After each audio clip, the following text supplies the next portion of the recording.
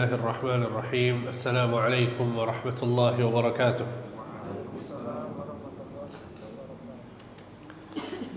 الحمد لله والصلاة والسلام على رسول الله وعلى آله وأصحابه وموالاه ولا حول ولا قوة إلا بالله. أما بعد.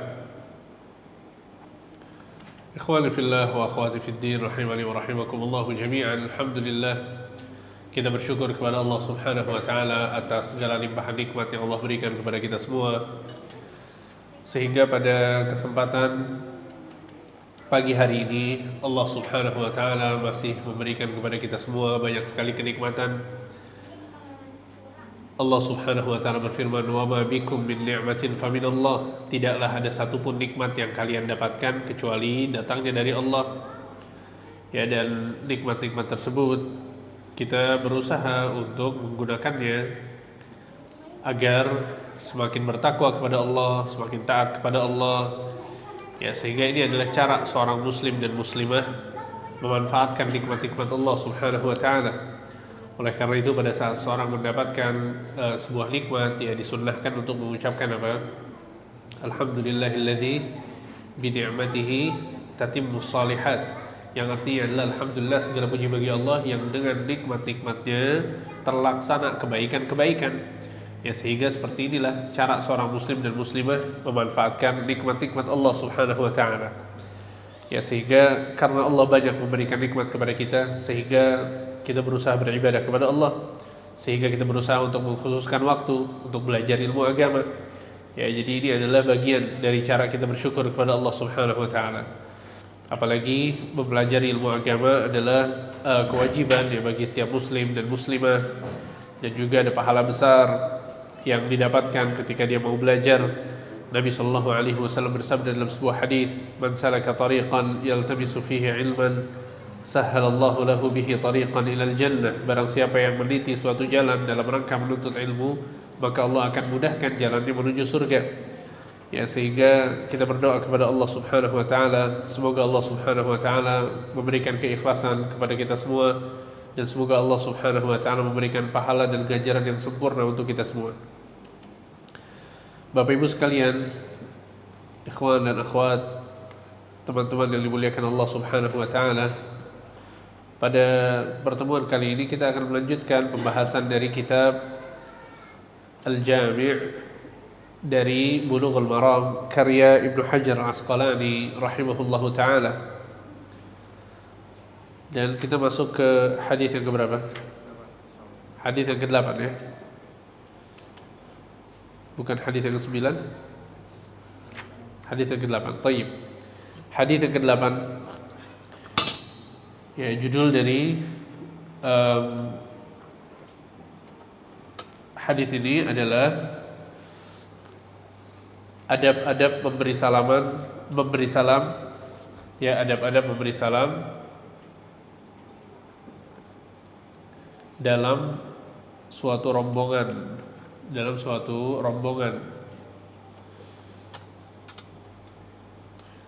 Ya, hadisnya dibawakan oleh Ali bin Abi Thalib radhiyallahu anhu ardah. Beliau berkata, Rasulullah sallallahu alaihi wasallam bersabda, "Yujzi'u 'anil jama'ati idza marru an yusallima ahaduhum wa yujzi'u 'anil jama'ati an yarudda ahaduhum." Kata Nabi SAW, cukup bagi sekelompok orang jika melewati sekelompok lainnya agar salah seorang dari kelompok yang lewat tersebut memberikan salam. Begitu pula sebaliknya, cukup satu orang dari kelompok yang dilewati untuk membalas salam tersebut. Ya, sehingga hadis ini adalah dalil yang menjelaskan bahwa hukum mengucapkan dan membalas salam ini adalah fardu kifayah. Ya, sehingga seseorang cukup ya kepada saat ada sekelompok orang yang diucapkan salam kepada mereka, ya, atau mau mengucapkan salam dan mereka adalah rombongan. Ya, mereka 3 orang, 4 orang, 5 orang, maka jika salah seorang saja dari mereka mengucapkan salam, maka itu cukup. Dan juga sebaliknya, pada saat ada orang yang mengucapkan salam kepada kita dan kita posisinya ada 3 orang, 4 orang, 5 orang, ada banyak gitu ya, maka jika salah seorang saja yang menjawabnya, itu cukup. Ya, seperti itu. Dan tentunya seorang disunnahkan pada saat dia menjawab salam, ya, jawaban dari salam yang disampaikan kepadanya itu lebih baik daripada yang disampaikan. Berdasarkan firman Allah Subhanahu wa taala dalam surat An-Nisa ayat 86, Allah Subhanahu wa taala berfirman, "Wa idza huyyitum bi tahiyyatin fahayyu bi ahsana minha aw rudduha." Jika kalian diberi salam dengan suatu salam, maka jawablah dengan salam yang lebih baik atau yang semisal dengannya. Ya, jadi ini adab yang diajarkan langsung oleh Allah Subhanahu wa taala dalam Al-Qur'an dalam surat An-Nisa ayat 86. Jadi kalau ada orang yang mengucapkan kepada kita Assalamualaikum, maka kita ucapkan Waalaikumsalam warahmatullahi atau wabarakatuh. Ya, atau kita katakan ketika ada orang yang mengucapkan kepada kita salam Assalamualaikum warahmatullahi, maka jangan dijawab hanya dengan Waalaikumsalam. Minimal kita menjawab dengan Waalaikumsalam warahmatullahi. Ya, dan arahan dari Allah yang paling afdal adalah menjawab dengan lebih baik daripada apa yang disampaikan, sehingga kita menjawab dengan Waalaikumsalam warahmatullahi wabarakatuh. Seperti itu. Ya, jadi ini adalah diantara adab ya dalam salam, yaitu pada saat diucapkan salam kepada kita, maka kita menjawabnya dengan salam yang lebih afdal, ya, dengan salam yang lebih afdal, seperti itu. Ya, dan salam adalah ibadah ya yang agung, ibadah yang mulia, ya, sapaan yang isinya adalah doa. Ya, bagus ya pada saat seseorang membiasakan dirinya untuk menyebarkan salam. Bahkan dalam sebuah hadis Nabi sallallahu alaihi wasallam mengatakan, "Ya ayuhan nas, afshus salam wa at'imut ta'am, wasilul arham, wa sallu bil laili wan nasu niyam, tadkhulul jannata bisalam." Kata Nabi sallallahu alaihi wasallam, wahai manusia, sebarkanlah salam, berikanlah makan kepada orang-orang, sambunglah tali silaturahmi, sholatlah di malam hari ketika orang-orang sedang tidur, maka kalian pasti masuk surga. Ya, lihat, ini adalah dalil yang menunjukkan bahwa yang menyebarkan salam adalah sebab masuk surga. Kemudian dalam hadis lain Nabi sallallahu alaihi wasallam bersabda, "La tadkhulunal jannata hatta tu'minu." Tidaklah kalian masuk surga sampai kalian beriman. Wala tu'minu hatta tahabbu, dan tidaklah kalian beriman sampai kalian saling mencintai. Awala adullukum ala syai'in idza fa'altumuhu tahabbtum. Maukah kalian aku beritahukan tentang satu perbuatan, jika kalian melakukannya kalian akan saling mencintai. Kata Nabi, afshus salam bainakum, sebarkanlah salam di antara kalian. Ya, jadi ya, salam ini bukan cuma sekedar sapaan, bukan cuma sekedar cara kita ya berucap ketika bertemu dengan orang lain, bukan cuma sekedar itu, tapi ini adalah sebab seseorang masuk surga, ya, sebab seseorang saling mencintai sehingga dia beriman dan menjadi sebab untuk masuk ke dalam surga. Ya, dan juga para ulama menyebutkan ya bahwa pada saat seorang bertemu dengan orang lain, ya, bukan cuma mengucapkan salam, akan tapi yang harus diperhatikan juga adalah hendaknya dia ya bertemu dengan orang lain dengan wajah yang berseri. Ya, ini juga penting untuk diperhatikan bahwa bukan cuma sekedar salam. Ya, karena kita dapatkan sebagian orang yang penting salam ya. Ya, nggak cukup ya cuma salam. Dia salam dan dia menyapa orang tersebut, ya, dia sambil senyum, ya, dengan wajah yang berseri. Nabi sallallahu alaihi wasallam mengatakan dalam sebuah hadis, tabassumuka fi wajhi akhika shadaqah. Senyumanmu untuk saudaramu adalah sedekah. Kemudian dalam hadis lain Nabi sallallahu alaihi wasallam juga bersabda, la tahqiranna minal ma'rufi syai'an walau an talqa akhaka biwajhin taliq. Jangan engkau meremehkan kebaikan sekecil apapun, walaupun bertemu orang lain dengan wajah yang berseri. Ya, dan para ulama di antara Syekh Muhammad bin Shalih Al-Utsaimin rahimahullah, beliau menjelaskan bahwa maksud dari bertemu orang lain dengan wajah yang berseri adalah dengan menyapa orang tersebut. ya menanyakan kabar, ya mendoakan orang tersebut. Ya, maka ini diantara cara seseorang itu bertemu dengan saudaranya, ya bertemu dengan temannya, ya seperti itu. Ya, dan ini bagus ya, ini kebiasaan yang bagus. Ya, ketemu orang kemudian tanya kabar, tanya keluarganya, ya bagus ya, atau mendoakannya seperti itu. Sehingga ini adalah hadis yang ke-8. Ya, kemudian hadis yang ke-9. Ya, judul dari hadis ini adalah larangan mengucapkan salam terlebih dahulu kepada orang kafir. Larangan mengucapkan salam terlebih dahulu kepada orang kafir.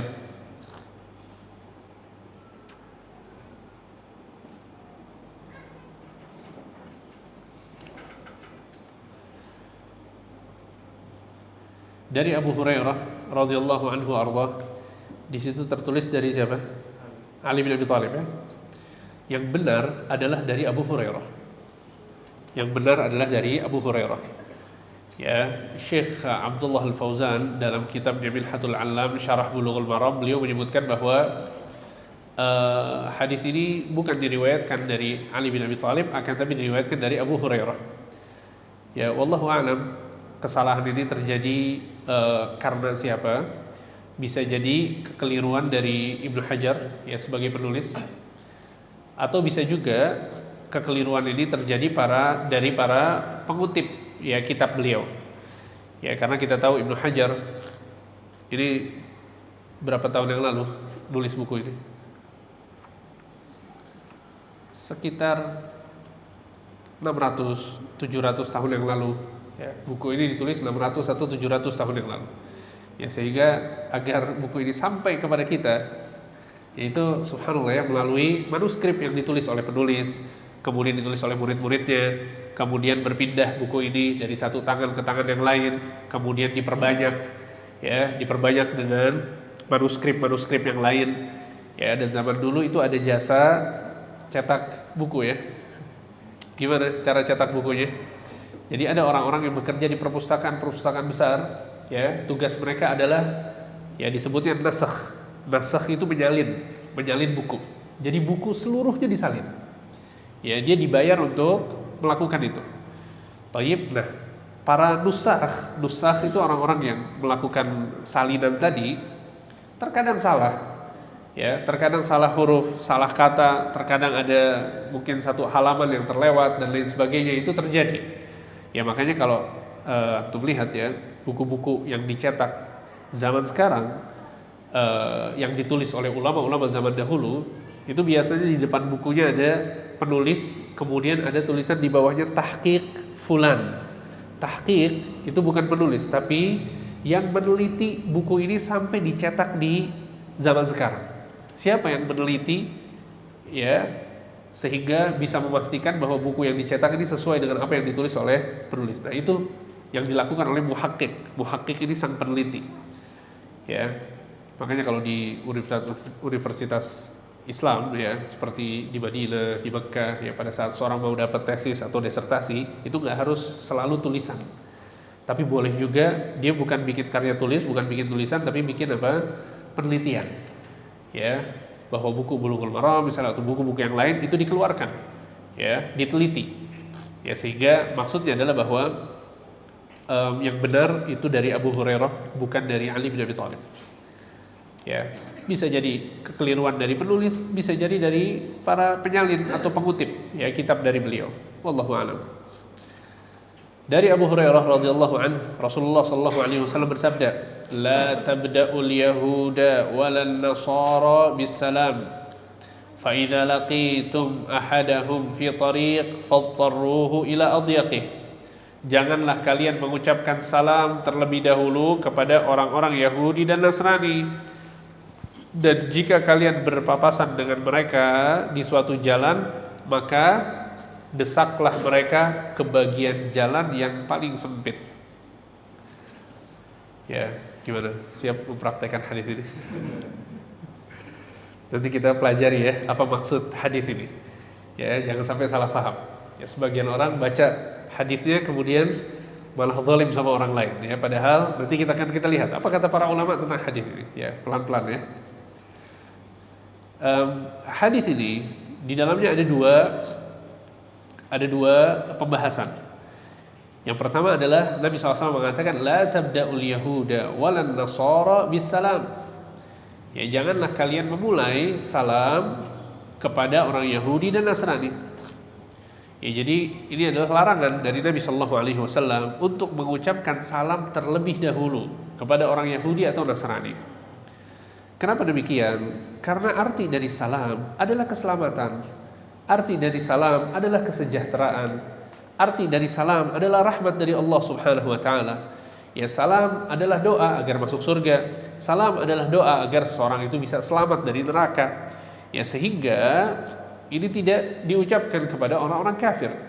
Ya, sebagaimana seseorang itu dilarang untuk beristighfar, memohon ampun kepada Allah untuk orang-orang yang wafat dalam kondisi kafir kepada Allah Subhanahu wa taala. Dan ini bagian dari akidah, ya, bagian dari keyakinan perintah Allah Subhanahu wa taala, dan Allah Subhanahu wa taala Maha tahu ya tentang aturan yang cocok untuk hamba-hambanya. Ya.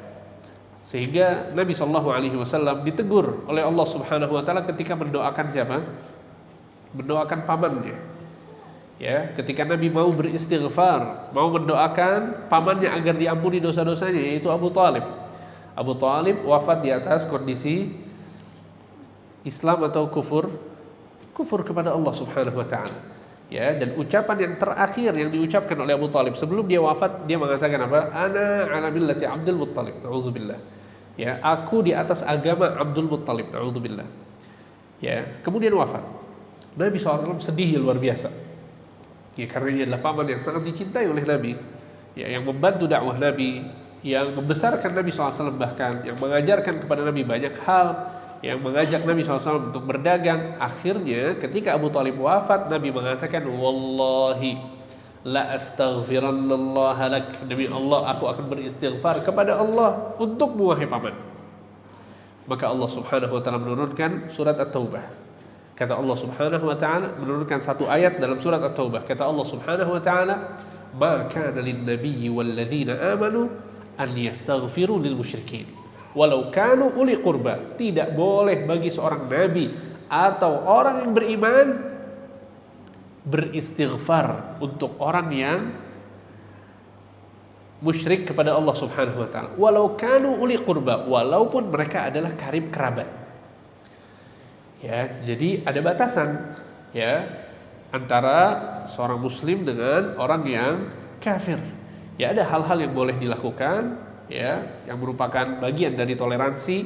Ada hal-hal yang memang nggak boleh dilakukan. Maka di antara yang dilarang adalah apa yang sedang kita bahas sekarang, yaitu mengucapkan salam terlebih dahulu kepada orang kafir. Ini dilarang. Seperti itu. Ya. Dan alhamdulillah ya, kita punya alternatif banyak ya untuk menyapa orang kafir, betul tidak? Biasanya gimana kalau ketemu mereka? Ucapkan selamat pagi, ya, ahlan wa sahlan, apa kabar, gimana keluarga semua sehat ya, boleh, nggak masalah. Yang dilarang adalah mengucapkan salam terlebih dahulu. Kalau mereka yang mengucapkan salam, apa yang kita lakukan? Bolehkah menjawab salam mereka? Waalaikum saja atau waalaikumsalam warahmatullahi wabarakatuh? Ada khilaf di kalangan para ulama. Imam An-Nawawi rahimahullah menyebutkan bahwa jawabannya adalah waalaikum. Jawabannya adalah waalaikum. Ya, Ibnu Qayyim al-Jauziyah rahimahullah dalam kitabnya Ahlul Dhimmah ya, beliau menjelaskan bahwa kita mengucapkan waalaikum jika orang kafir tersebut mengucapkan assalamualaikum. Assalamualaikum. Baru kita jawabnya waalaikum. Tapi kalau dia mengucapkan assalamualaikum, maka kita menjawab waalaikumsalam. Ini ada dua pendapat di kalangan para ulama. Ya, ada dua pendapat di kalangan para ulama. Tayyib. Kenapa demikian? Ibnu Qayyim al-Jauziyah mengatakan, Karena Nabi Shallallahu Alaihi Wasallam mengatakan dalam sebuah hadis, "Idza sallama alaikumul yahud, fa inna ma yaqulu ahaduhum assalamu alaik, faqul wa alaik." Kata Nabi SAW dalam hadis yang sahih diriwayatkan Imam Bukhari, kata Nabi Shallallahu Alaihi Wasallam, jika orang Yahudi mengucapkan salam kepada kalian, maka sesungguhnya mereka mengucapkan assalamu alaik. Maka balaslah dengan mengucapkan wa alaikum. Lihat, dalam konteks hadis ini Nabi SAW memerintahkan sahabat-sahabatnya untuk menjawab wa alaikum atau wa alaika. Itu disebabkan karena orang Yahudi mengucapkan assalamu alaik. Bisa dipahami ya? Kemudian hadis lain bahwa Nabi SAW bersama Aisyah, kemudian ada orang Yahudi lewat, ya, maka orang Yahudi ini menegur Nabi, menyapa Nabi dengan mengucapkan assalamu alaikum. Ya, maka Aisyah marah. Atau sebelumnya ada yang tahu assalamu alaikum artinya apa? Semoga kamu mati. Itu artinya. Lihat, kurang ajar orang Yahudi ya. Jadi gak usah kaget kalau Yahudi kurang ajar sama kaum muslimin zaman sekarang ya. Dari zaman dulu kepada Nabi kita mereka kurang ajar. Jadi kalau menyapa Nabi mereka mengatakan apa? Assalamu alaik, semoga kamu mati. Aisyah mendengar ini marah. Kemudian Aisyah mengatakan wa alaikassam wal la'nah, semoga kamu yang mati dan dilaknat oleh Allah Subhanahu wa taala. Ya, ditegur sama Nabi SAW. Kata Nabi SAW, wahai Aisyah, ya nggak perlu ya mengucapkan itu, tapi cukup ucapkan apa? Wa alaikum. Jadi ini arahan Nabi kepada Aisyah radhiyallahu anha untuk mengucapkan wa alaikum, dan konteksnya Yahudi itu mengucapkan apa? Assalamu alaikum. Ini dalil yang dipegang oleh siapa? Ibnu Qayyim al-Jauziyah. Kata beliau, ya, redaksinya jelas bahwa orang ini mengucapkannya assalamu alaikum, bukan assalamu alaikum. Ya, sehingga pendapat Ibnu Qayyim al-Jauziyah adalah bahwa jika mengucapkannya assalamu alaikum, maka kita jawab waalaikumsalam, nggak apa-apa. Ya, tayyib. Dan ini pendapat yang saya condong kepadanya juga ya. Jadi kalau kemudian kita punya tetangga non muslim, ya, kemudian dia mengucapkan salam, nggak apa-apa, jawab waalaikumsalam. Ya, kecuali kalau kemudian antum ya lebih condong kepada pendapat Imam Nawawi ya agar menjawab dengan waalaikum, maka nggak masalah juga. Ini perkara khilaf di kalangan para ulama yang mu'tabar ya, yang dua-duanya adalah memiliki dalil ya, sehingga kita menghormati setiap pendapat. Seperti itu. Ya, jadi ini adalah larangan dari Nabi SAW untuk memulai salam kepada orang Yahudi dan Nasrani. Kemudian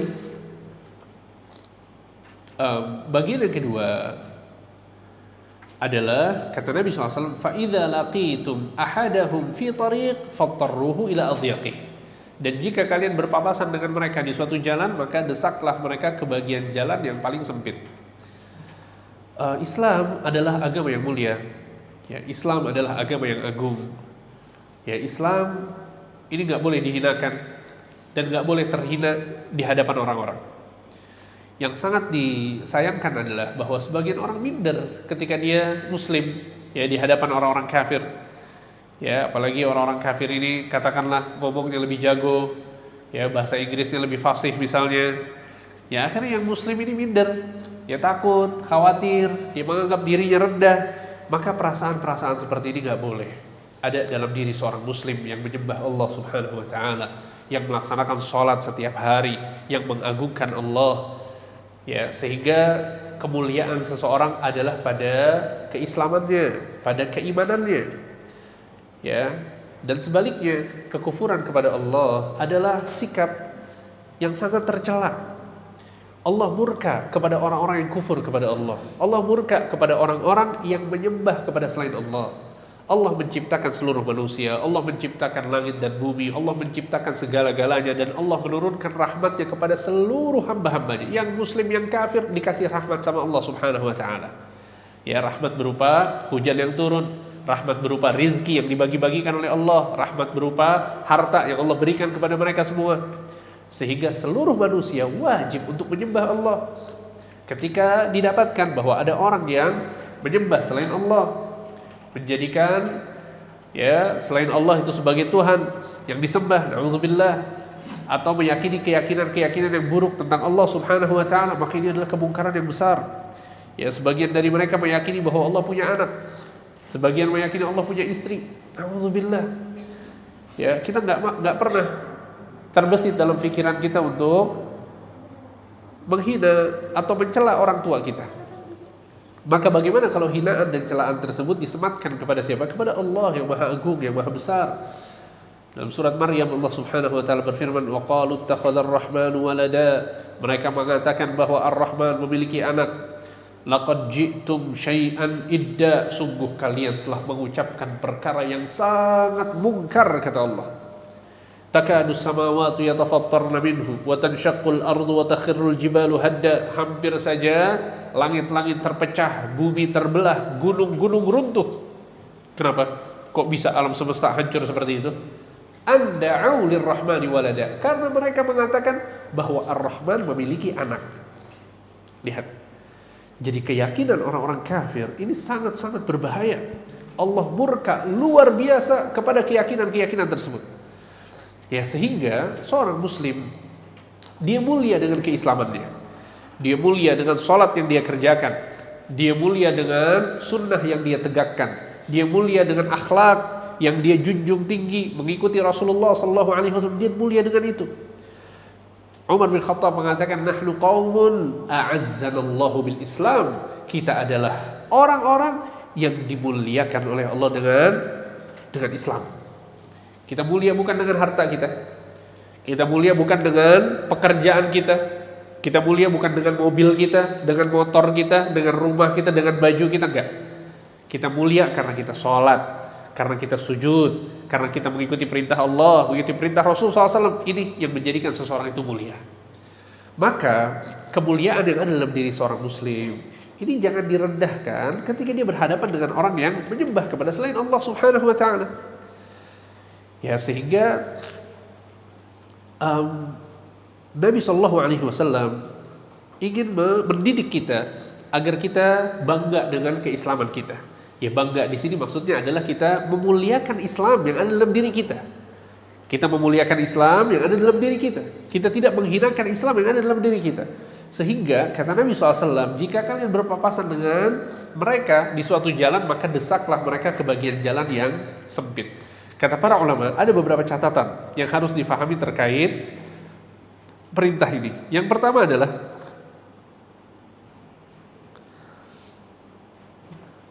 bahwa maksud dari hadis ini adalah pada saat berjalan, bukan naik kendaraan. Pada saat berjalan, bukan naik kendaraan. Kenapa? Bukan saat naik kendaraan.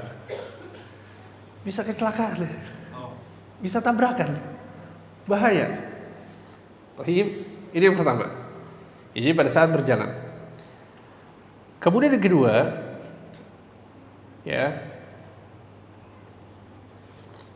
adalah ketika jalannya itu betul-betul sempit. Ketika jalannya betul-betul sempit.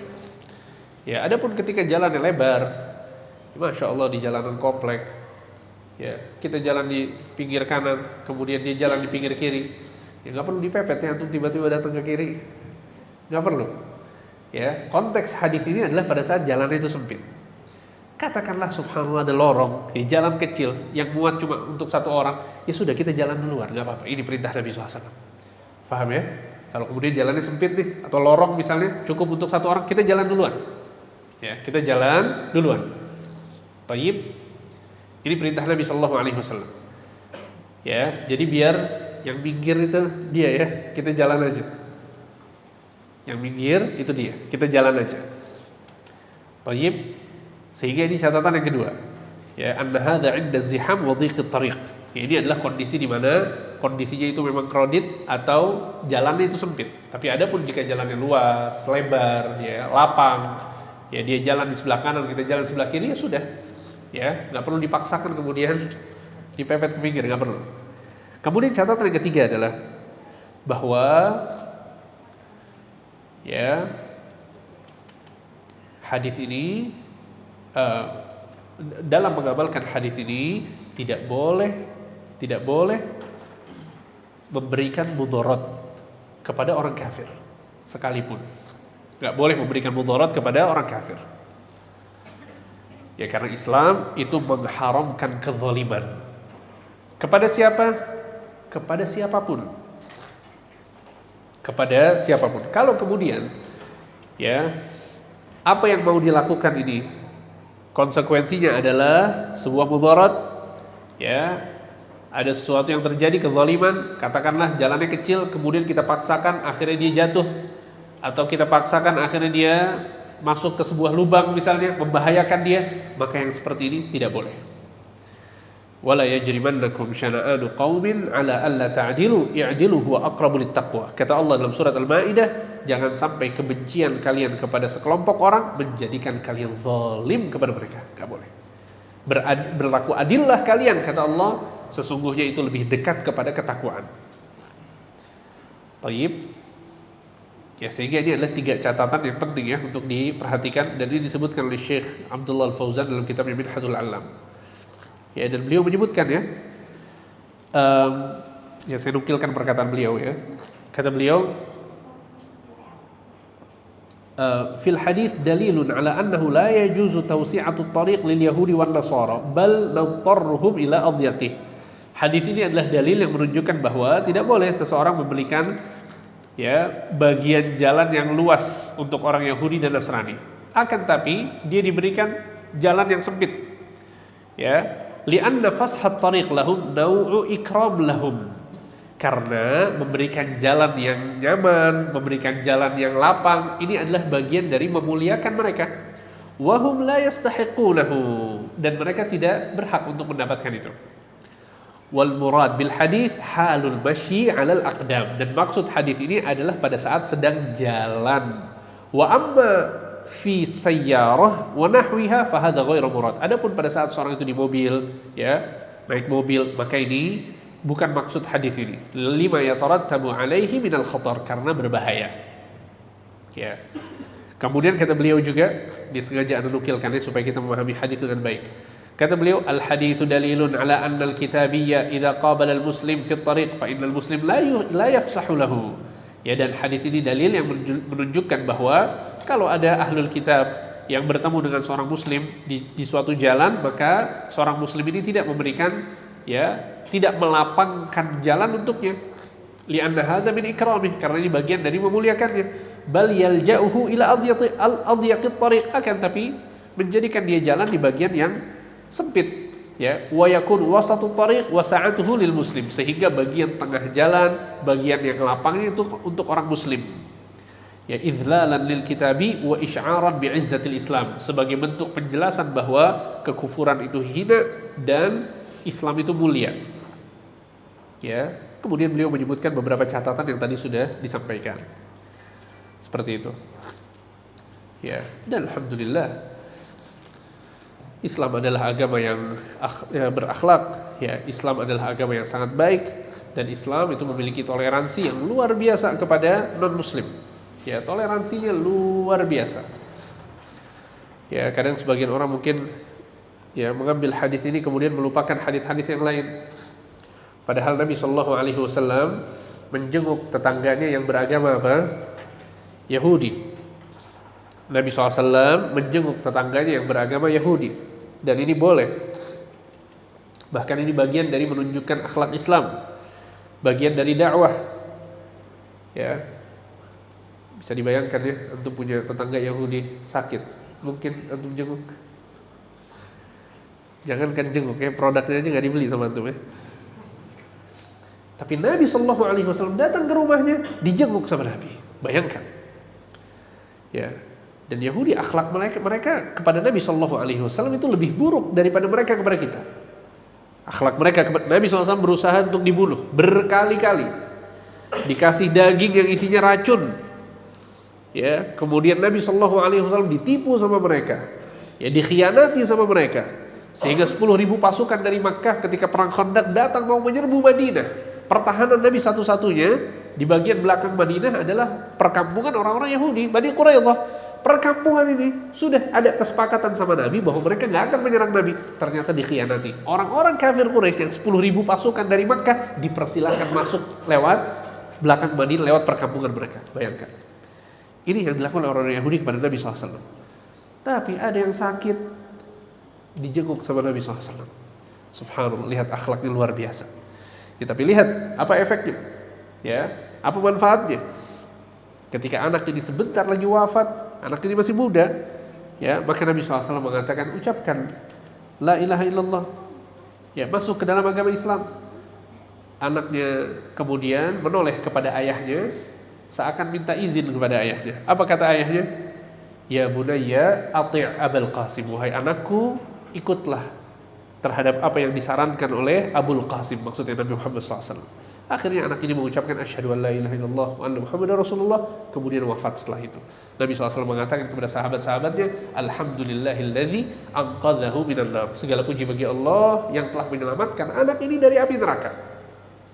Lihat, Nabi SAW akhlaknya luar biasa, bahkan kepada orang kafir sekalipun. Ya, kemudian pada saat seorang memiliki ibu atau ayah, ya, yang non muslim, maka apa kewajiban anak ini kepada orang tuanya? Apakah durhaka aja karena non muslim? Ternyata jawabannya tidak. Tetap berbuat baik, tetap berbakti kepada orang tuanya walaupun non muslim.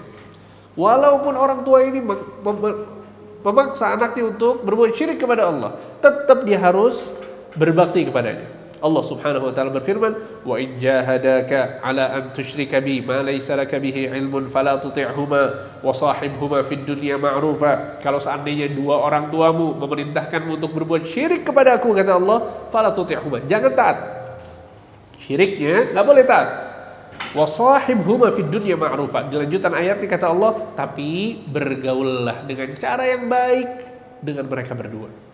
Masya Allah, lihat betapa indahnya Islam. Ya, akan tapi dalam beberapa momentum, dalam beberapa kondisi ada aturan yang Allah Subhanahu wa taala buat. Ya, ada aturan yang Nabi Shallallahu alaihi wasallam sampaikan, di antaranya hadis yang sedang kita pelajari. Ya, maka kita menerima hadis ini dengan lapang dada. Ya, kita melakukan apa yang diperintahkan oleh Nabi SAW tanpa berbuat zalim kepada mereka. Alhamdulillah. Seperti itu ya. Kemudian hadis yang ke-10. Judul dari hadis yang ke-10 adalah adab-adab bersin. Adab-adab bersin. Nabi sallallahu alaihi wasallam bersabda, "Idza 'atasa ahadukum falyaqul alhamdulillah wal yaqul lahu akhuhu yarhamukallah. Fa idza qala lahu yarhamukallah falyaqul yahdikumullah wa yuslihu balakum." Akhrajahul Bukhari. Jika salah seorang dari kalian bersin, maka hendaknya ia mengatakan alhamdulillah, dan saudaranya yang mendengarnya hendaknya mengucapkan yarhamukallah, semoga Allah merahmatimu. Jika saudaranya mengucapkan yarhamukallah, maka yang bersin tadi menjawab lagi dengan mengatakan yahdikumullah wa yuslihu balakum, semoga Allah memberi petunjuk kepadamu dan semoga Allah memperbaiki urusanmu. Ya. Hadis ini adalah hadis yang agung yang menjelaskan kepada kita semua tentang adab bersin. Dan juga ini menunjukkan betapa Islam adalah agama yang sangat indah, ya, sangat elok. Sehingga dalam berbagai macam kondisi kita diperintahkan untuk mendoakan. Ya, ketika kita mendoakan, yang kita doakan diperintahkan untuk mendoakan balik. Ini indah banget ya, nggak mungkin kita dapat dari selain Islam. Ya, subhanallah. Kita masuk rumah mengucapkan assalamualaikum, orang-orang rumah menjawab salam kita dengan mengucapkan waalaikumsalam. Kemudian pada saat bersin, ya, kita ucapkan alhamdulillah. Kemudian yang mendengar mengucapkan yarhamukallah. Kemudian dibalas lagi yahdikumullah wa yuslihu balakum. Ini indah banget ya. Ini kita nggak bakal dapat dari agama selain Islam. Ya, sehingga kata para ulama, orang yang bersin, ya, dia adalah orang yang mendapatkan nikmat dari Allah Subhanahu wa taala. Ya, karena biasanya orang yang bersin itu masya Allah ya, terasa lega ya. Betul tidak? Ya sebaliknya, kalau dia mau bersin terus ternyata nggak bisa bersin, nggak nyaman. Ya, kalau orang mau bersin kemudian dia nggak keluar bersinnya, nggak nyaman. Ya sehingga pada saat dia bersin maka ini adalah nikmat dari Allah, sehingga disunnahkan seseorang itu mengucapkan alhamdulillah. Ya, seorang disunnahkan mengucapkan alhamdulillah. Tayyib. Dan subhanallah, dan ini pelajaran juga buat kita. Ya, kita berhenti sebentar, kita merenungi. Kalau bersin adalah nikmat dan kita diperintahkan untuk bersyukur, mengucapkan alhamdulillah, maka bagaimana dengan nikmat-nikmat yang lain? Betul tidak? Ya, Masya Allah, untuk dapat nikmat bukan cuma bersin, betul tidak?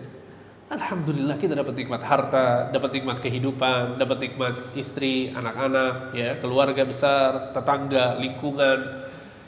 Ya, alhamdulillah ini kebaikan-kebaikan yang sangat besar dari Allah Subhanahu wa taala, sehingga patut untuk disyukuri. Dan lihat bagaimana Nabi SAW mendidik kita untuk selalu bersyukur. Ya, hal-hal yang kecil itu diperintahkan untuk bersyukur. Bahkan dalam perkara bersin sekalipun kita diperintahkan untuk bersyukur. Ya, dari pendidikan dari Nabi Sallallahu Alaihi Wasallam. Ya, segala sesuatu, subhanallah. Ya, perkara bersin disuruh bilang alhamdulillah. Ya, sehingga ini adalah adab yang sangat bagus, ya, yang sangat penting untuk diperhatikan oleh setiap muslim dan muslimah. Ya, dan juga bukan cuma mengucapkan alhamdulillah. Kalau kita lihat hadis-hadis yang lain, ternyata ada adab-adab yang lain. Ada adab-adab yang lain. Di antaranya adalah bahwa ketika seorang bersin, selain mengucapkan alhamdulillah, maka hendaknya dia menutup mulutnya. Hendaknya dia menutup mulutnya. Ya.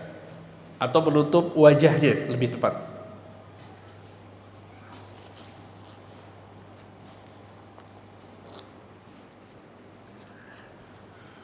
Ya, jadi dia hendaknya menutup wajahnya. Ya, menutup mulutnya atau menutup hidungnya juga gitu ya. Thayyib. Kemudian adab yang lain adalah berusaha untuk merendahkan suara bersinnya. Merendahkan suara bersinnya.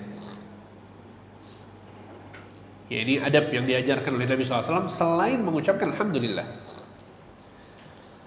Hadis yang menjelaskan tentang hal ini adalah hadis yang diriwayatkan oleh Tirmidzi, bahwa Abu Hurairah mengatakan anna Nabi sallallahu alaihi wasallam kana idza atasa ghatta wajhahu bi yadihi aw bi thawbihi wa ghadda biha sautah. Kata Abu Hurairah, sesungguhnya Nabi sallallahu alaihi wasallam kalau beliau bersin, beliau menutup wajahnya dengan tangannya atau dengan bajunya. Menutup wajahnya dengan tangannya atau dengan bajunya. Wa ghadda biha sautah, dan beliau merendahkan suaranya. Ya, jadi kalau bersin, ya silahkan tutup dengan tangan. Ya, kalau kita punya sapu tangan, pakai sapu tangan. Kalau ada tisu, pakai tisu. Ya, kalau nggak ada, perlu pakai pakaian, pakai baju kita, nggak apa-apa, pakai baju kita. Ya, karena jangan sampai kemudian ya yang ada di mulut kita itu keluar kemudian mengganggu orang yang di sekitar kita. Ya, akan tapi ini yang dilakukan oleh Nabi SAW. Ya, ditutup wajahnya dengan tangan beliau. Ghatta wajhahu biyadihi. Nabi SAW menutup wajahnya dengan tangannya. Ya, entah dengan dua tangan seperti ini, ya, atau dengan satu tangan, ya, atau dengan baju beliau, au bi thawbihi, atau dengan baju beliau. Kemudian yang kedua adalah wa ghadda biha sautah, dan direndahkan suaranya. Ya, karena suara orang yang bersin macam-macam ya. Sebagian orang Masya Allah menggelegar. Jadi menyelisihi sunnah. Ya, sampai orang yang di sampingnya kaget ya. Orang yang di sampingnya kadang kaget. Ya, maka Nabi SAW tidak seperti itu. Ya, suaranya direndahkan. Suaranya direndahkan. Dan bukan berarti ditahan ya. Sebagian orang menahan bersin. Ya, nggak perlu ditahan, bersin. Ya, akan tapi suaranya direndahkan. Ini yang dilakukan oleh Nabi SAW. Seperti itu. Ya, kemudian Jadi tadi adab yang pertama, ya adab yang berkaitan dengan orang yang bersin. Kemudian adab yang kedua adalah adab orang yang mendengar seorang muslim yang bersin. Ya, kalau kita lihat ada orang yang bersin, ya kemudian dia mengucapkan alhamdulillah, maka kita mengucapkan yarhamukallah. Ya, maka kita mengucapkan yarhamukallah.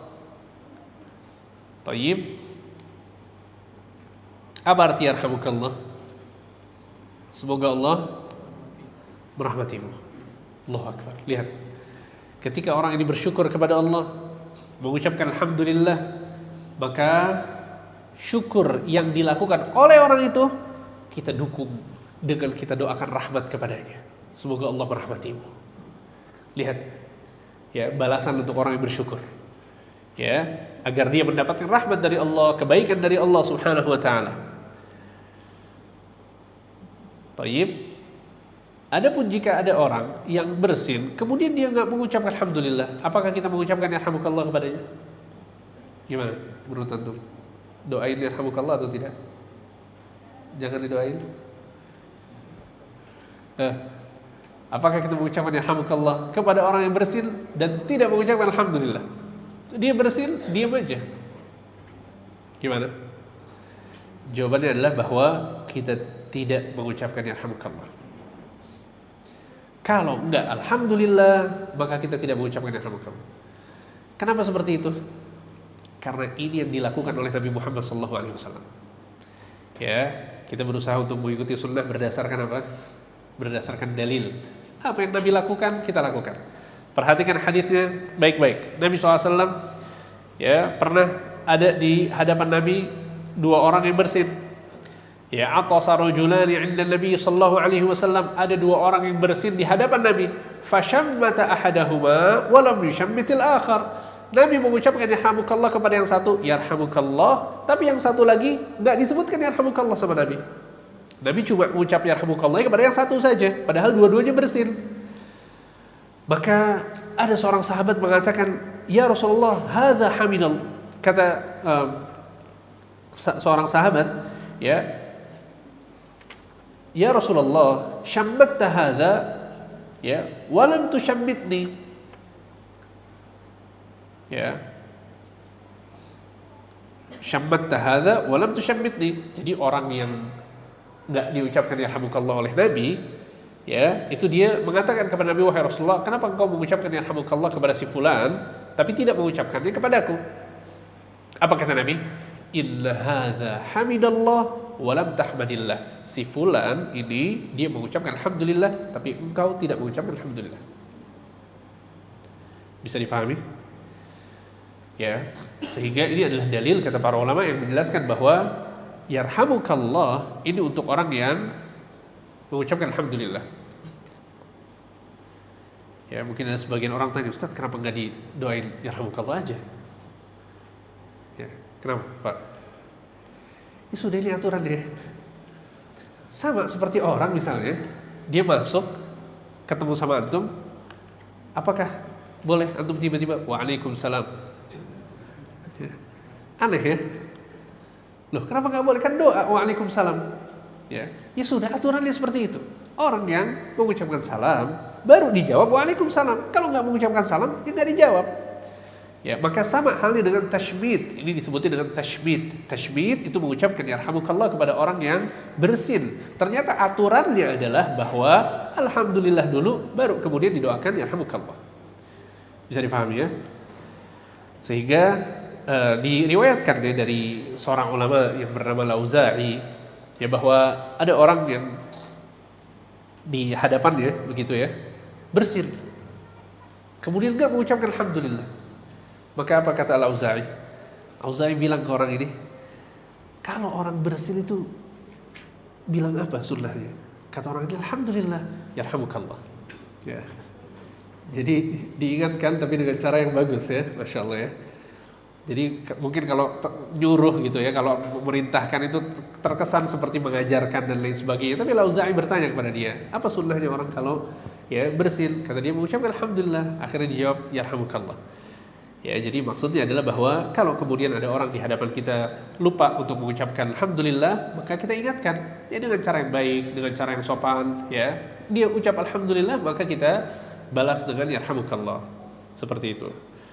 Ya, bahkan subhanallah ya, saking ini adalah adab yang bagus ya. Sampai-sampai dikisahkan oleh Ibnu Hajar Al-Asqalani tentang Abu Dawud. Pernah dengar Abu Dawud? Siapa itu Abu Dawud? Abu Dawud ahli hadis. Ya, beliau punya kitab Sunan Abu Dawud. Ya, kumpulan hadis-hadis Nabi SAW. Dan Abu Dawud ini terkenal orang yang sangat ya gigih untuk mengamalkan sunnah. Suatu hari Abu Dawud itu sedang berada di atas kapal. Ya, kapalnya sedang dekat ya dari pantai, ya, dekat dari pelabuhan seperti itu. Subhanallah, dia melihat di daratan itu ada seseorang yang bersin. Ada seseorang yang bersin. Apa yang dilakukan oleh Abu Dawud? Dia turun, kemudian dia bayar 1 dirham ya untuk menyewa sekoci, sehingga dia pergi dari ya kapal besar itu menuju daratan. Sampai di daratan, apa yang dia lakukan? Yarhamukallah. Ya, kemudian dia balik lagi ke kapalnya. Maka orang-orang yang ada di kapal kaget.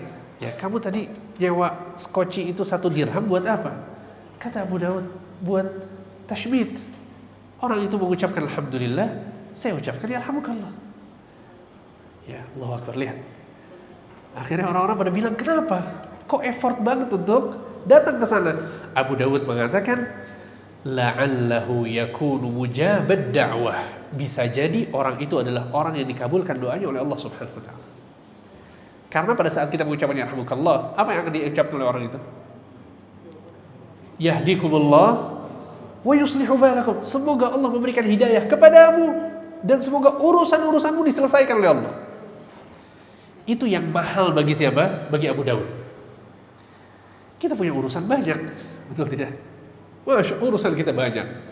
Urusan kerjaan, urusan cari nafkah, urusan dakwah, urusan belajar, belum lagi rumah tangga, belum lagi ngedidik anak, sama tetangga, dan lain sebagainya. Ya, banyak urusan kita. Ketika kita mau didoakan oleh orang lain untuk dimudahkan urusan kita, diantaranya adalah dalam perkara adab-adab bersih ini. Ya, ketika kita mengucapkan yarhamukallah kepada orang tersebut, orang itu akan mengucapkan yahdikumullah wa yuslih balakum. Makanya ada seorang yang di kapal tersebut kemudian mengatakan, ya ahlas safinah, inna Aba Dawud ishtaral jannah minallah bidirham. Wahai ya penumpang kapal, sesungguhnya Abu Dawud membeli surga dengan 1 dirham. Ya, subhanallah, lihat ya, ternyata 1 dirham itu nggak seberapa ya, kalau kemudian kita dapat doa dari orang lain. Ya, sehingga ini menunjukkan bahwa ini adalah sunnah. Ya, sunnah yang para ulama sangat bersemangat untuk melakukannya. Seperti itu. Kemudian, bagaimana jika orang ini bersinnya berulang-ulang? Orang ini bersinnya berulang-ulang.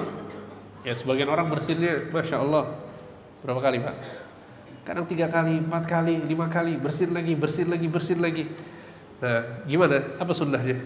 Apakah kita ya disunnahkan untuk mendoakan orang ini terus-terusan? Yarhamukallah, yarhamukallah, yarhamukallah.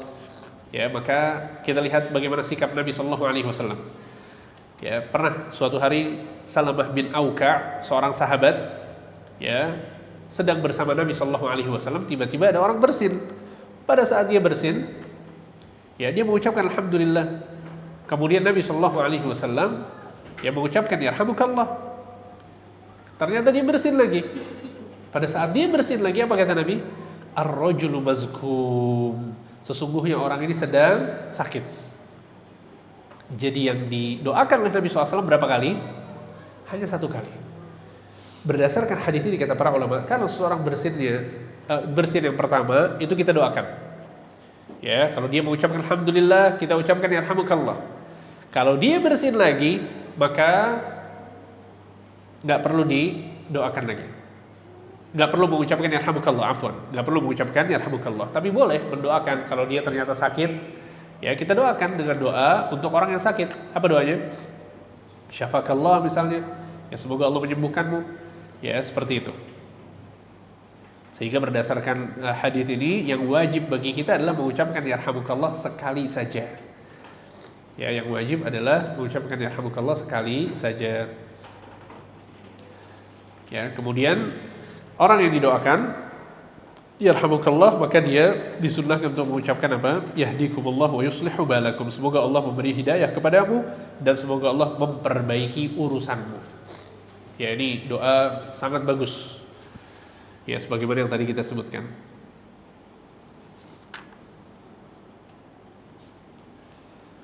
Ya, kemudian di antara hukum yang berkaitan dengan adab-adab bersin juga adalah bagaimana jika seseorang bersin pada saat dia sedang sholat.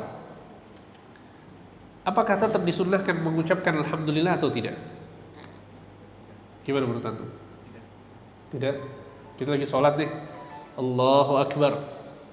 Alhamdulillahirabbil alamin arrahmanir rahim maliki yaumiddin. Kemudian bersin. Lanjutin ayatnya atau ucapkan alhamdulillah dulu.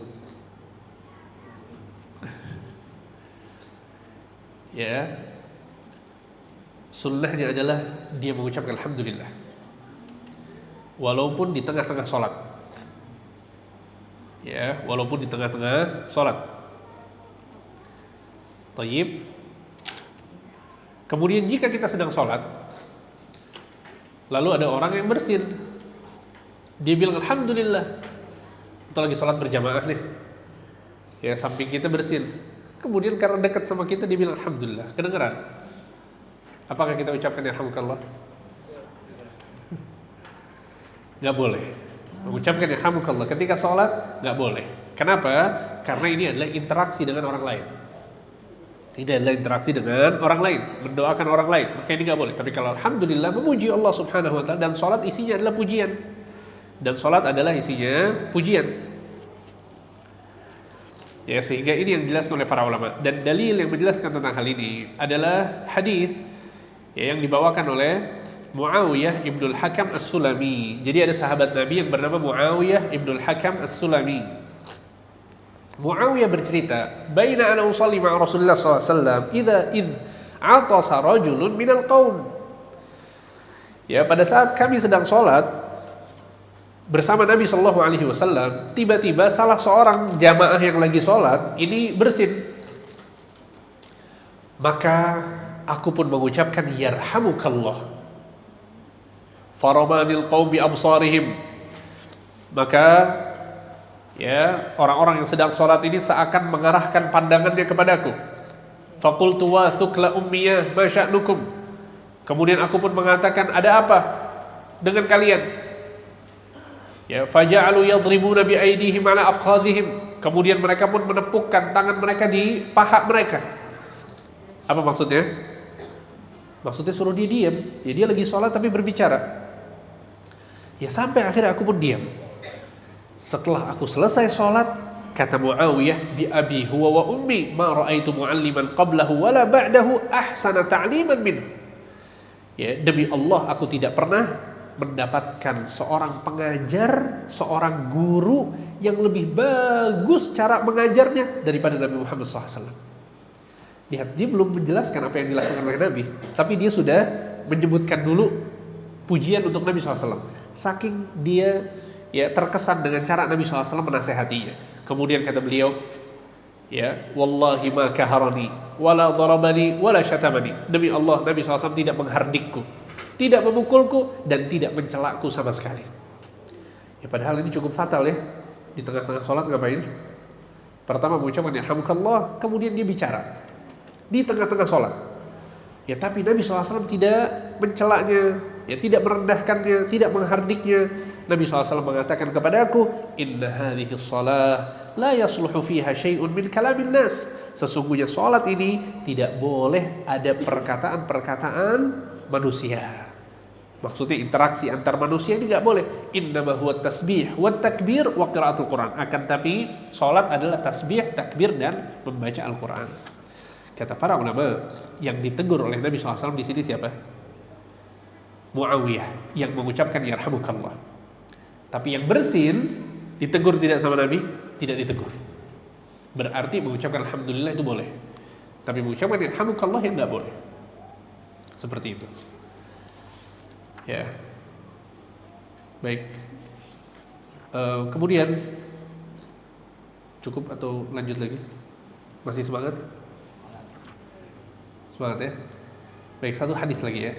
Satu hadis lagi. Jadi ini hadis cukup praktikal ya, semoga jadi ilmu untuk kita semua. Hadis yang ke-11, ya judul dari hadis ini adalah adab-adab minum. Ya, judul dari hadis ini adalah adab-adab minum.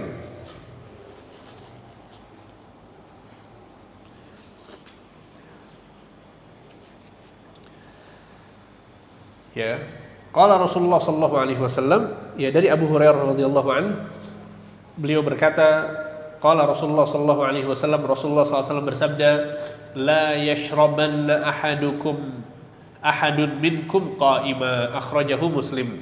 Janganlah sekali-kali seorang dari kalian minum dalam keadaan berdiri. Ya. Hadis ini dijabarkan oleh para ulama ya dengan jabaran yang cukup rinci, yang kaitannya adalah dengan hukum minum berdiri. Hukum minum berdiri. Jadi dalam hadis ini ya secara jelas bahwa Nabi SAW melarang sahabat-sahabatnya dan melarang kita semua untuk minum sambil berdiri. Tapi ternyata kita dapatkan hadis-hadis lain bahwa Nabi Shallallahu Alaihi Wasallam minumnya sambil berdiri. Ya, tayyib. Sehingga ini yang kemudian terjadi khilaf di kalangan para ulama. Sebetulnya minum berdiri ini hukumnya apa? Apakah haram? Ya, atau makruh? Ya, atau boleh-boleh saja minum berdiri? Ya, maka ini yang akan kita coba pelajari ya. Sebetulnya apa hukum minum berdiri? Pada asalnya kalau ada larangan di dalam Al-Quran dan dalam sunnah Nabi SAW, maka asal dari sebuah larangan adalah sebuah pengharaman. Ya, al-aslu fin nahi at-tahrim. Kalau ada larangan berarti hukumnya haram. Kecuali jika ada dalil lain yang menjelaskan bahwa ternyata itu bukan sesuatu yang haram. Ya, kalau ada dalil lain yang menjelaskan bahwa itu bukan sesuatu yang haram, maka hukumnya bisa berubah. Hukumnya bisa berubah. Sehingga dalam konteks minum berdiri, Abdullah bin Abbas pernah bercerita, kata beliau, saqaitu Rasulullah sallallahu alaihi wasallam min Zamzam fashariba wa huwa qa'im. Aku pernah membawakan Nabi sallallahu alaihi wasallam air Zamzam. Kemudian Nabi SAW meminum air Zam-Zam dalam kondisi beliau berdiri. Jadi Nabi minum air Zam-Zam itu sambil berdiri. Ya, ini adalah dalil lain yang bisa berubah hukum. Ya, kalau nggak ada dalil ini, maka tentu jawabannya adalah nggak boleh. Tapi ternyata Nabi SAW mencontohkan kepada sahabat-sahabatnya dan kepada kita semua bahwa Nabi SAW minumnya sambil berdiri ketika minum air Zam-Zam, sebagaimana disampaikan oleh Ibnu Abbas. Kemudian dalam hadis lain yang diriwayatkan Imam Bukhari bahwa Ali bin Abi Thalib, beliau di hadapan orang banyak beliau minum sambil berdiri. Siapa? Ali bin Abi Thalib. Ya, bayangkan ya kalau yang minum berdiri siapa? Ustadz ya. Bisa viral ya. Ya, komentarnya ratusan nanti ya. Ustadz ini minum berdiri. Ini Ali bin Abi Thalib. Setelah Nabi SAW wafat, beliau pada saat itu khalifah. Ali bin Abi Thalib minum sambil berdiri. Kemudian Ali mengatakan, inna nasan yakrahu ahaduhum an yashraba wa huwa qa'im. Sesungguhnya sebagian orang enggak mau minum sambil berdiri. Wa inni ra'aitu Nabi SAW fa'ala kama ra'aitumuni fa'al. Sesungguhnya aku pernah melihat Nabi Muhammad SAW melakukan apa yang aku lakukan sekarang. Paham ya? Jadi konteksnya adalah Ali bin Abi Thalib ingin menjelaskan kepada orang-orang bahwa ini bukan sesuatu yang haram. Ya, karena sebagian orang salah paham. Mereka menyangka ini nggak boleh, ini haram. Padahal aku melakukannya dan aku pernah melihat Nabi Shallallahu Alaihi Wasallam melakukannya. Ya, sehingga ini adalah dalil yang dijadikan ya pijakan oleh jumhur ulama, kebanyakan ulama yang menjelaskan bahwasanya minum dalam kondisi berdiri hukumnya adalah boleh. Hukumnya adalah boleh. Ya, terutama jika ada kebutuhan. Taib. Kemudian bagaimana kita mengkompromikan antara dua hadis ini? Ya, hadis yang sedang kita pelajari adalah larangan dari Nabi. Tapi hadis-hadis yang tadi disampaikan adalah bahwa Nabi ternyata minumnya sambil berdiri. Sampai Ali bin Abi Thalib minumnya sambil berdiri. Kata para ulama, cara mengkompromikan hadis ini seluruhnya adalah bahwa posisi pada saat seseorang minum yang paling afdol, yang paling bagus adalah dalam kondisi duduk. Ya. Akan tapi Nabi SAW melarangnya. Maksud larangannya bukan untuk pengharaman, tapi larangannya adalah melarang seseorang meninggalkan sesuatu yang lebih afdol. Paham ya? Larangannya itu bukan karena haram, akan tapi larangannya adalah karena kita dilarang oleh Nabi agar kita tidak meninggalkan sesuatu yang lebih afdol. Jadi yang afdolnya itu duduk. Kalau orang berdiri, dia meninggalkan sunnah atau meninggalkan perkara yang lebih afdol, yang lebih utama, yaitu minum sambil duduk. Bisa difahami sampai di sini? Ya. Jadi kalau minum sambil berdiri, apa hukumnya? Boleh. Tapi mana yang lebih afdol? Duduk. Jadi jangan salah paham tolong. Beres kajian ini akhirnya setiap minum sambil berdiri. Ya. Salah paham ya. Kenapa? Nabi SAW minumnya sambil berdiri. Ali bin Abi Thalib minumnya sambil berdiri. Ya akhi, ini kita menjelaskan bahwa ini berarti hukumnya boleh. Tapi yang lebih afdol itu apa? Sambil duduk. Sehingga kalau kita minumnya sambil berdiri atau duduk? Duduk. Kalau kita ngajarin anak-anak kita, kalau minum sambil duduk atau berdiri? Duduk. Ya, kalau kemudian dalam kondisi kita butuh sambil berdiri, qadarullah, ya, katakanlah ya lagi di mana misalnya? Lagi di KRL misalnya. Betul tidak? Relate atau tidak? Relate ya? Subhanallah, desek-desekan, kita haus mau minum. Mungkin duduk susah ya akhi. Gak apa-apa, sambil berdiri. Ya, atau kita lagi umroh misalnya. Ya subhanallah, crowded banget ya. Banyak orang di situ, kemudian kita ngambil dan kita nggak bisa lama-lama di situ. Kita sambil berdiri minum, kemudian kita jalan lagi.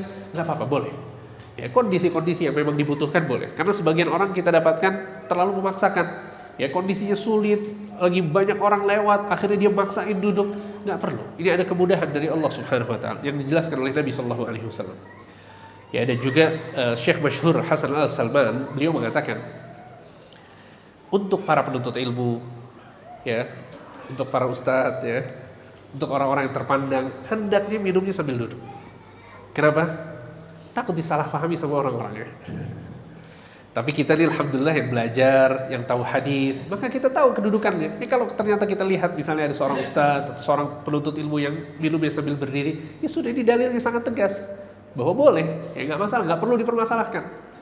Ya karena sekali lagi, ya apalagi kita sekarang hidup di dunia media sosial, ya, masya Allah, ya komentar orang macam-macam ya. Sehingga seorang muslim, seorang muslimah, ya pada saat dia minum dia sambil duduk. Tapi kalau melihat orang lain minumnya sambil berdiri, maka ya sudah, ini sesuatu yang dibolehkan. Dan sekali lagi ini ada khilaf dengan para ulama. Ulama Zahiriyah mengatakan bahwa haram, nggak boleh minum sambil berdiri. Ya tapi jumhur ulama, kebanyakan ulama mengatakan minum sambil berdiri boleh. Ya, tapi jelas yang paling afdol, yang paling utama adalah sambil duduk. Seperti itu. Ya, bahkan Ibnu Hajar Al-Asqalani beliau menyebutkan dua bait syair yang bagus. Ya, kata beliau, "Idza rumta tashrabu faq'ud tafuz bi sunnati safwati ahli al-Hijazi wa qad sahhahu syurbahu qa'iman walakinnahu li bayanil jawazi." Kata Ibnu Hajar, jika kamu mau minum, maka minumlah sambil duduk. Maka engkau akan mendapatkan pahala sunnahnya Rasulullah sallallahu alaihi wasallam. Akan tapi sungguh para ulama telah mensahihkan hadis-hadis Nabi bahwa beliau minum sambil keadaan berdiri. Beliau minum berdiri untuk menjelaskan bolehnya minum berdiri. Ya, jadi yang utama itu sambil duduk. Tapi Nabi SAW minumnya sambil berdiri untuk menjelaskan bahwa ini hukumnya boleh. Apalagi dalam kondisi memang dibutuhkan. Seperti itu. Ini adalah penjelasan dari hadis yang ke-11, ya, adab-adab minum. Barakallahu fikum. Insyaallah pada kesempatan yang akan datang, di pertemuan yang akan datang, kita akan masuk ke hadis yang ke-12, yaitu adab-adab memakai sandal. Subhanallah, wallah. Ya, saya kalau belajar dan baca ya kitab-kitab tentang adab ini luar biasa ya. Ini ilmu yang mungkin banyak orang yang lalai untuk mempelajarinya. Padahal adab sehari-hari mudah untuk dilakukan, ya, dalilnya jelas, penjelasannya juga sangat gamblang, ya, sehingga seorang muslim dan muslimah sebagaimana dia mempelajari tentang sholat, mempelajari tentang puasa, mempelajari tentang akidah, tentang tauhid, dia juga perlu belajar tentang adab, ya, dan akhlak sebagaimana yang kita lakukan saat ini. Barakallahu fikum, semoga apa yang disampaikan bermanfaat. Wassallallahu ala nabiyina Muhammad wa ala alihi wa sahbihi ajma'in. Kalau ada yang mau bertanya, saya persilahkan. Jazakallahu khairan katsir Ustaz atas ilmu yang disampaikan. Silakan untuk Bapak Ibu jamaah yang hadir di masjid, jika ada yang ingin bertanya kepada Ustaz, dipersilakan untuk menyampaikan secara langsung.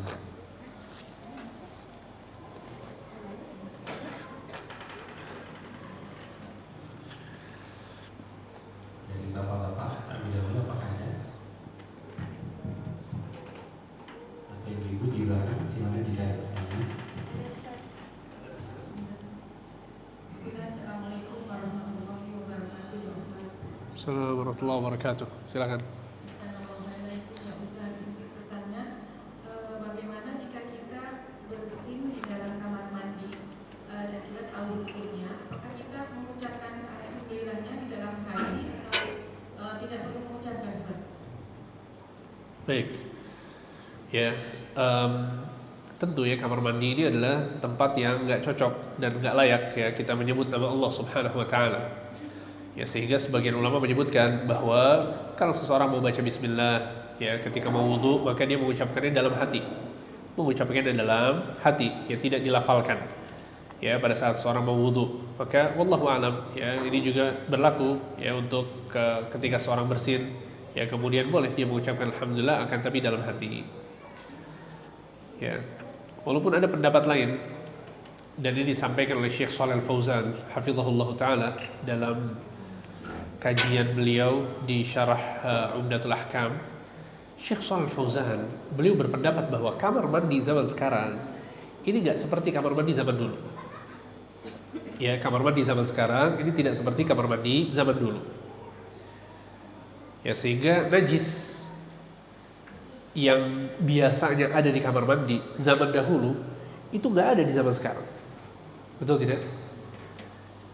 Terutama kita berbicara tentang kamar mandi yang bersih ya, kamar mandi yang bersih. Ya, subhanallah dipencet hilang, najisnya hilang.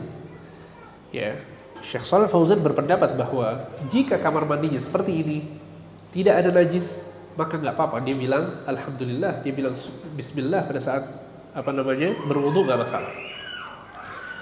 Ya, karena zaman dahulu ya kotoran-kotoran itu ditampung di kamar mandi. Ya, ditampung di kamar mandi secara berkala dibersihkan sama orang yang di rumah itu, secara berkala dibersihkan. Dan biasanya kamar mandi itu lokasinya di halaman rumah, ya, jadi di bagian depan rumah. Ya, akan tapi zaman sekarang masya Allah ya ada salurannya sehingga bersih, kamar mandi itu bersih.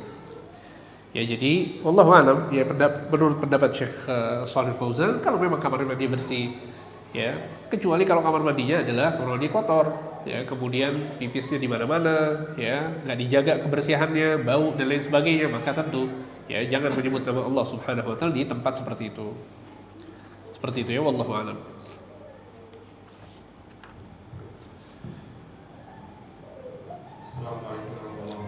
Waalaikumsalam warahmatullahi wabarakatuh. Silakan. Amin. Saat kita sedang membaca Al-Quran, terus ada jamaah yang masuk dan biasanya dari tempat kerja mengucapkan salam, apa yang harus saya lakukan? Apakah saya harus berhenti lalu membalas atau menyelesaikan ayat tersebut? Baik. Barakallahu fikum. Ya, pertanyaan yang bagus. Kalau ada orang yang salam ke kita, maka kita jawab. Ya, dan kita berhenti sejenak seperti itu, kita balas salamnya, kemudian kita lanjutkan lagi bacanya. Ya, kita lanjutkan lagi bacanya. Ya, kecuali kalau konteksnya adalah dia salam kepada kita dan posisinya kita ada beberapa orang gitu ya, kita berlima, berenam, kemudian ada teman kita yang menjawab salam tersebut, maka cukup. Ya, tapi kalau cuma satu-satunya maka nggak masalah seperti itu ya. Wallahu a'lam. Ada lagi yang bertanya? Waalaikumsalam warahmatullahi wabarakatuh.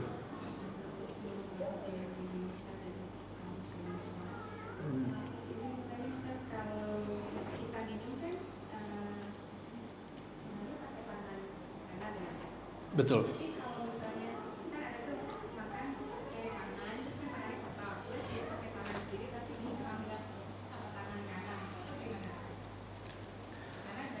Baik. Ya. Sebaiknya hal-hal yang seperti ini ditinggalkan. Ya, hal-hal yang seperti ini ditinggalkan. Ya, kalau kemudian tangan kita kotor, ya, ya sudah ya, ini minum punya kita ya, nggak apa-apa. Ya, pakai tangan kanan. Ya, kalau bisa pakai tisu misalnya. Ya, sehingga Nabi Shallallahu Alaihi Wasallam yang mengatakan kepada seorang anak, ya ghulam, kul biyaminik wa kul mimma yalik. Ya ghulam sambillah wa kul biyaminik wa kul mimma yalik. Ya wahai anak, ucapkanlah bismillah, kemudian makanlah dengan tangan kananmu, ya, dan juga makanlah dari makanan yang dekat darimu. Ya, sehingga ini diantara adab-adab pada saat seorang itu makan. Ya, dan nanti bakal kita bahas ya hadis-hadis yang terkait masalah adab-adab makan. Ya, intinya adalah bahwa sebaiknya pakai tangan kanan aja. Ya, nggak perlu disanggah nggak perlu pakai tangan kiri kemudian disanggah dengan tangan kanan. Ya, sebagian orang pakai tangan kiri dia minumnya, tapi subhanallah karena sadar bahwa ini nggak boleh ya, akhirnya tangan kanannya megang botolnya. Padahal ya dia minumnya pakai tangan kiri. Maka sebaiknya dihindari. Ya, hal-hal semacam ini sebaiknya dihindari. Ada lagi yang lain?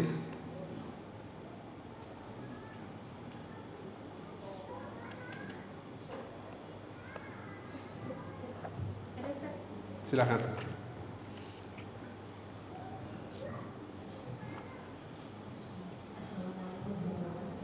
Assalamualaikum.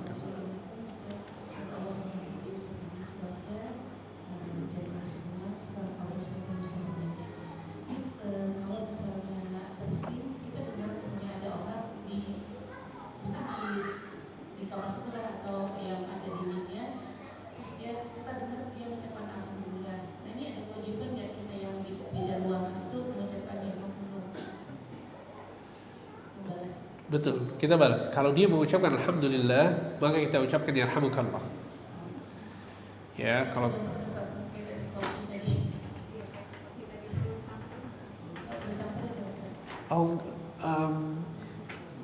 jadi Abu Dawud, kenapa dia nyamperin orang itu? Ya, karena dia mau ucapan dia itu dibalas sama orang tersebut. Ya, dia mau ucapan dia dibalas sama orang tersebut. Taib. Ya, jadi kalau kemudian kita ucapkan yarhamukallah dan dia kayaknya nggak balas gitu ya, dan harus disamperin ke kamarnya supaya dia mengucapkan yahdikumullah subhanahu, nggak apa-apa ya. Lakukan sebagaimana dilakukan oleh Abu Dawud. Ya, intinya adalah kalaupun kemudian dia di kamar sebelah kemudian mengucapkan yarhamukallah, cukup ya. Ya, cukup seperti itu ya. Wallahu a'lam.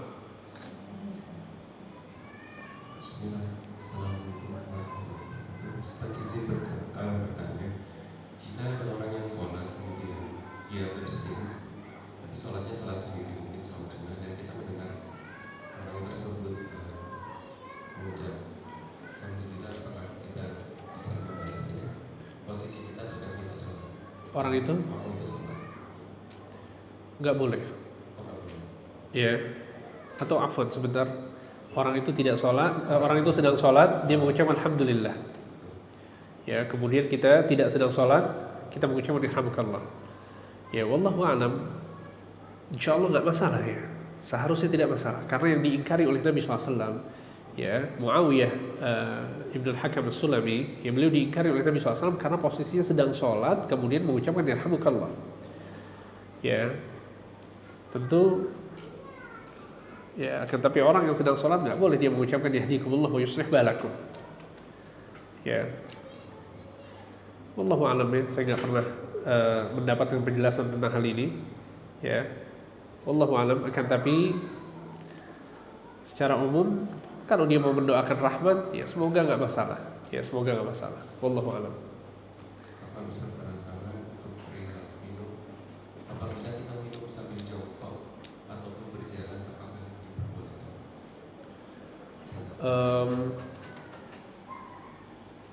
Minum sambil jongkok nggak masalah, ya boleh. Ya, dan sambil berjalan ini juga ya mengambil hukum sambil berdiri.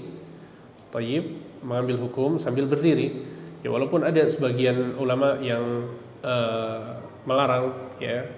Jadi di antara yang melarang sambil berdiri, ya, sebagian ulama yang menyatakan bahwa minum sambil berdiri itu haram.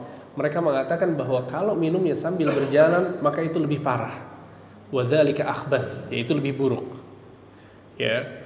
Akan tapi wallahu alam, saya tidak tahu ya apakah ulama jumhur yang menyatakan bahwa sambil berdiri itu boleh, apakah berjalan juga boleh, saya tidak tahu. Wallahu alam. Barakallahu fiik. Ada lagi yang bertanya?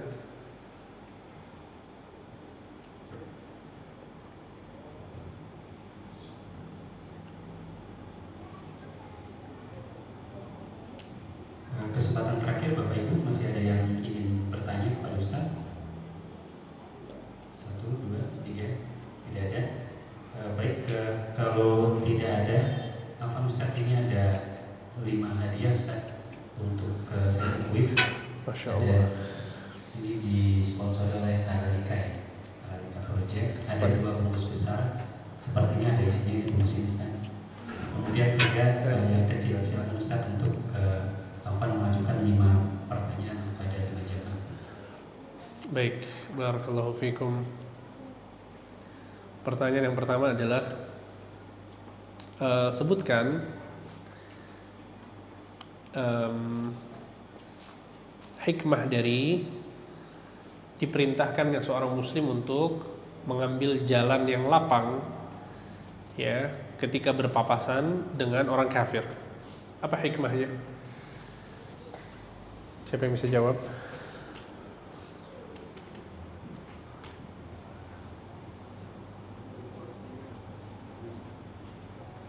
Silakan adik. Islam lebih mulia. Mumtaz, betul, masya Allah, barakallahu fiik. Ya, karena kita menunjukkan kemuliaan Islam. Ya, betul. Kemudian pertanyaan yang kedua, dapat hadiah ya? Ambil hadiahnya.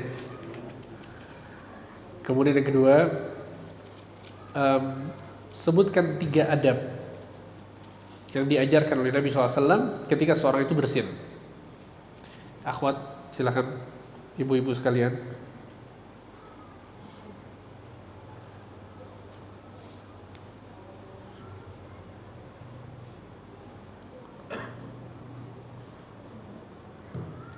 Bismillah, izin menjawab Ustaz. Yang pertama, hendaknya menutup wajahnya dengan tangan atau dengan yang lain. Iya, kemudian, Merendahkan suaranya ketika bersin, betul. Yang ketiga, dan ketiga mengucapkan membalas doa dari yang bersin. Membalas doanya dengan yarhamukallah.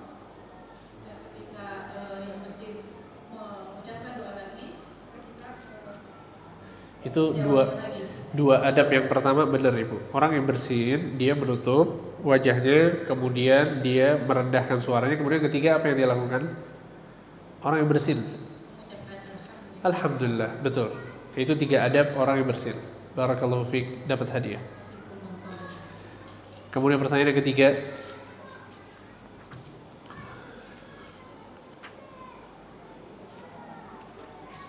ketiga, adalah ya sebutkan 3 catatan untuk mengamalkan hadis ya fattarruhu ila adyaqih, ya jika berpapasan dengan orang kafir maka berikan jalan yang sempit kepadanya. Ada 3 catatan yang disebutkan oleh para ulama. Apa saja? Ikhwan silakan. Tafadhol. Ada 3 catatan. Yang pertama adalah hadis tentang jalan itu bukan main kendaraan karena bisa membahayakan atau kecelakaan. Mumtaz. Yang kedua, Yang kedua, ketika kita menempuh jalan itu sempit, jadi bisa berpapasan, jadi sehingga bentuk jalan itu sempit. Taib. Yang ketiga, Ketiga, tidak boleh memberikan mudarat terhadap orang kafir atau dikhawatirkan berbuat zalim. Mumtaz. Barakallahu fik. Dapat hadiah. Pertanyaan yang keempat.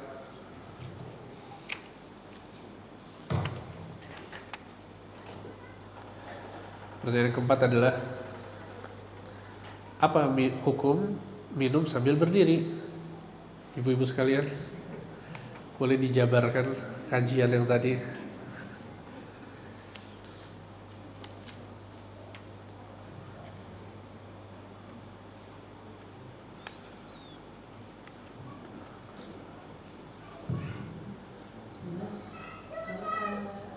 Minum seperti ini itu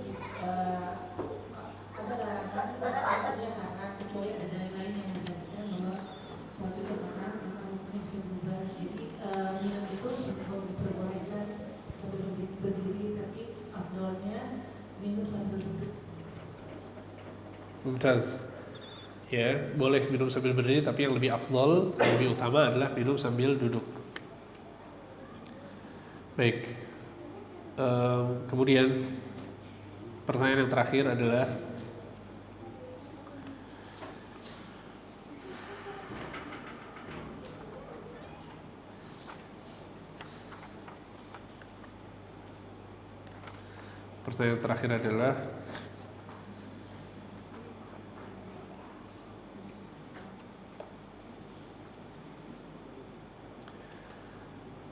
apa dalil yang menjelaskan bahwa orang yang kita ucapkan yarhamukallah kepadanya adalah yang mengucapkan alhamdulillah? Apa dalilnya? Atau dengan kata lain, kenapa kita tidak mengucapkan yarhamukallah kepada orang yang tidak mengucapkan alhamdulillah? Apa dalilnya? Yang mau jawab, bapak-bapak sekalian?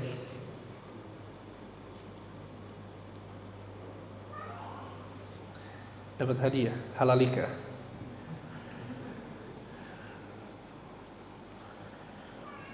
Ibu-ibu ada yang mau jawab?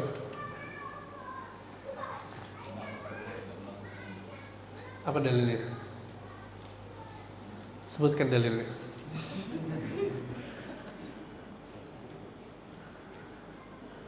Ada yang bisa menyebutkan kisah yang terjadi di zaman Nabi? Bukan. Silakan Pak. Ya. Mengucapkan yarhamukallah. Mumtaz, barakallahu fiik. Dapat hadiah. Ya, jadi itu ya. Nabi SAW ada 2 orang bersin di hadapan Nabi. Yang satu Nabi mengucapkan yarhamukallah, yang satu lagi enggak. Ketika ditanya, wahai Rasulullah, kenapa tidak mengucapkan yarhamukallah kepadaku? Kata Nabi, si fulan mengucapkan alhamdulillah, tapi engkau tidak mengucapkan alhamdulillah. Akhirnya Nabi SAW tidak mengucapkan yarhamukallah kepadanya. Seperti itu. Barakallahu fikum. Ya, semoga apa yang disampaikan bermanfaat. Insyaallah kita ketemu lagi bulan depan. Hafizakumullah. Semoga apa yang kita pelajari bisa kita amalkan dalam kehidupan kita sehari-hari. Dan sekali lagi semoga Allah Subhanahu wa taala berikan keikhlasan kepada kita semua sehingga Allah berikan ganjaran yang sempurna untuk kita semua. Wassallallahu ala nabiyina Muhammad wa ala alihi wa sahbihi ajma'in. Kita tutup dengan doa kafaratul majlis. Subhanakallahumma wa bihamdika asyhadu an la ilaha illa anta astaghfiruka wa atubu ilaik. Wassalamu alaikum warahmatullahi wabarakatuh.